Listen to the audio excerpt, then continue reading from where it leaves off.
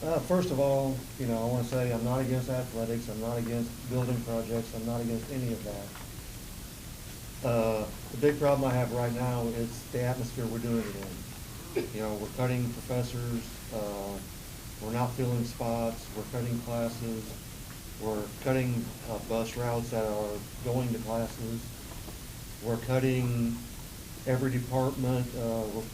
We're increasing class sizes. Some,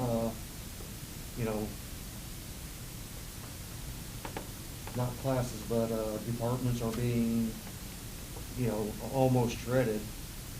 But at the same time, we built an $83 million stadium.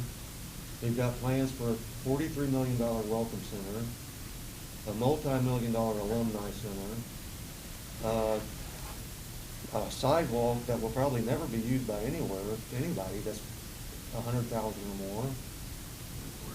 The one on the sunny backside of the library, that the entrance where nobody ever enters.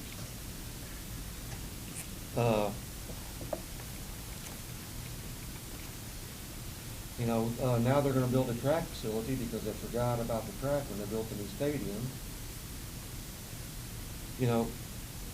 It seems that there's money to go around for everything that is extemporaneous to the actual function of the university. A university is about academics first and foremost. Instead of academics, we're spending it on buildings that are for people that have graduated, for buildings for people to play sports, for building to try to get more people to come here, which I think within the last 6 months, I've known 20 people that have left SIU for the simple reason that everything is being cut. And these were students that were paying. Some were veterans that had full, military grants, and they left. They said it's just enough is enough, And then we get looking into the stadium. The students, we paid $41,500,000 on a stadium. The VIPs, the contributors, they paid less than $11 million, but they've got almost 3/4 of the stadium. They've got the VIP booths, the VIP lounges, the VIP party area, the VIP entrance, the VIP staircase, the VIP elevator. By the time he gets done, the students are allowed to go in and spend money in it. And that's about it. We're not allowed in most of the stadium. We got to looking at some of the stuff that we found on it. The VIP rooms, they're the best seats in the house right on the field, but yet they're furnished with high-definition televisions. The VIP lounges have 4 to 5 high-definition televisions in each one. We're spending money on lighting that's $2,000 a light that nobody really needs. They're not even great lights. It doesn't make sense when you consider that 90% of the money that the university brings in, it brings in from students.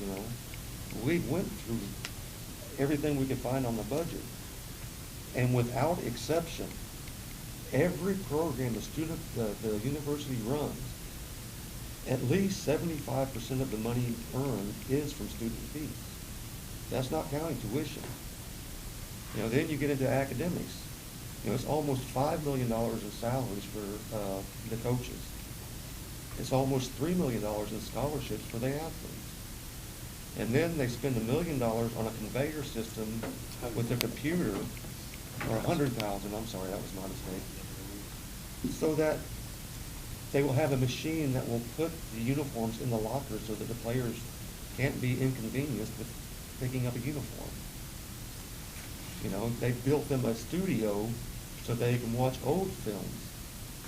We've seen a picture of the locker room for the players that has 5 plasma HD TVs around the locker room. At the same time, we're told that you can't keep open the little SHAC, that you can't keep a bus route going to where students are going to learn.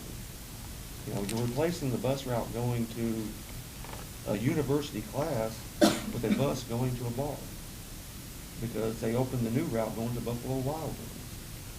It just seems that priorities are upside down right now, where if they would trim some of the money from some of these other things that they could push down the road and build later, there would be more money for the students now which wouldn't be forcing students to go elsewhere. You know, I was looking on the internet the other night, and I found a site, you know, the tagline on it was, "Why is SIU one of the worst universities in the nation?" You know, I mean, SIU is getting a very bad reputation based upon making cuts to academics while spending millions upon millions upon millions of dollars for everything else. You know, as students, we have a bucket that's not getting filled, but every other bucket seems to be running over. And, you know, it's just something that it doesn't seem to make sense in the economic situation that we're in right now. You know, like the building, you know, the Welcome Center.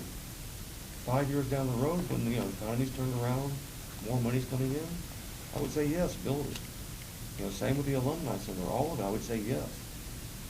But is right now really the time for it? Do you want me to I'm taking notes here. Is the preference for me to wait until at least Allison and Evan have also had opportunity to speak to them and then respond? Yeah, because I think they're going to cover lots of questions, and then you get a sense of what